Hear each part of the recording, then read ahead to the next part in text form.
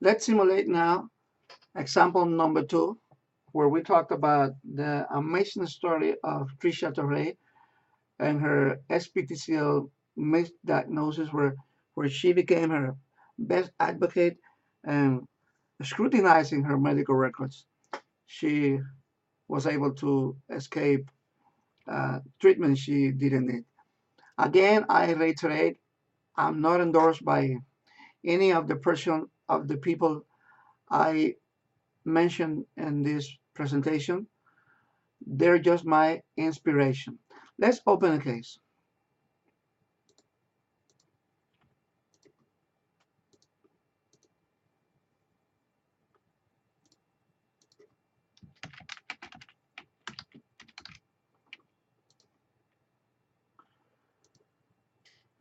She visits a doctor, visit date,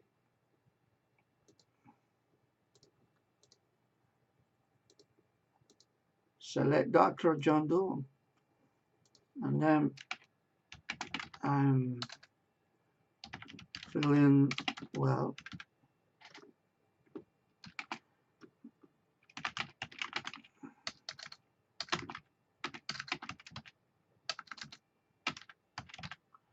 All right, and then the doctor, she says no symptoms, and the doctor diagnosed her with SPTCL. 680 C86.3 is the ICD code. No medicine for now, and no lab test for now.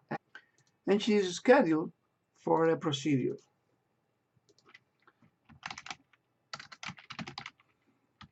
Chemotherapy.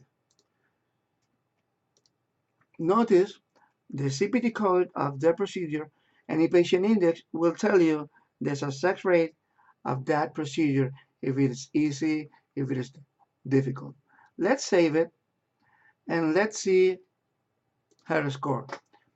You see here the pending visit, which is the chemotherapy, and the score factors. It's a bad, reckless 426, and let's see why. Negative factors, you have not read your paper medical records.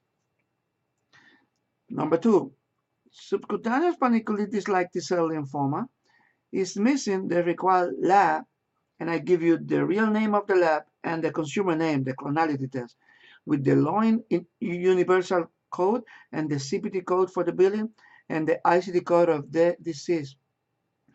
Subcutaneous panniculitis like T-cell lymphoma can be confused with panniculitis. I'm giving you the differential diagnosis for your disease for you to make sure and ask the right questions to the doctor. I'm warning her that she needs a second opinion and you are scheduled for a procedure. Apply the logic of the informed consent to make sure you really agree. Inspired by her amazing story, I invented the logic model of the informed consent to ensure a patient's fully informed consent. She perfectly applied the logic model of the informed consent, and that is why she is alive today. I'll show you what logic it stands for. Listen to the doctor, obtain a copy of the medical record, records in hand, Google, scrutinize, read the Greek letters, get a second opinion. If the information is valid for an informed decision, then you're ready to sign the consent. That's the logic model of the informed consent. Let's see her applying the logic model. She listened to the doctor. Two labs have confirmed the result. What you have is so rare, no one will know any more about it than I do. But then she obtained a copy of her medical records and records in hand, and reading her Greek letters, she discovered that the clonality test was missing, and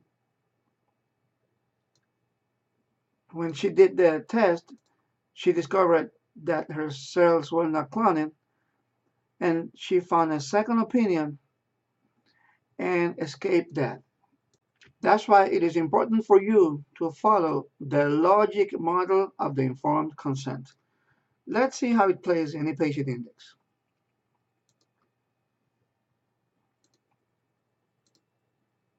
She reads her medical records and she orders the clonality test.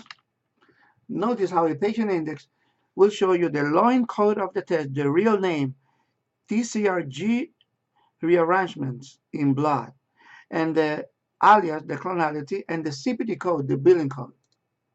She orders it, and then when you go to the pending labs, you will see here, you mark it as negative, and she finds a second opinion,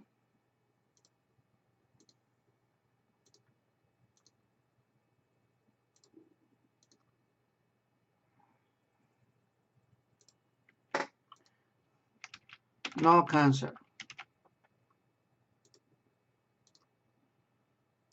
Of course, she marks her record as red, and also she decides to switch doctor, and finally she doesn't sign the informed consent and cancels the procedure, and you will see why her score is the best score ever. Perfectly applied the logic model of the informed consent. Listen to the doctor, obtain a copy of your medical record, Google, get a second opinion. If your information is okay, then sign the informed consent. Thank you.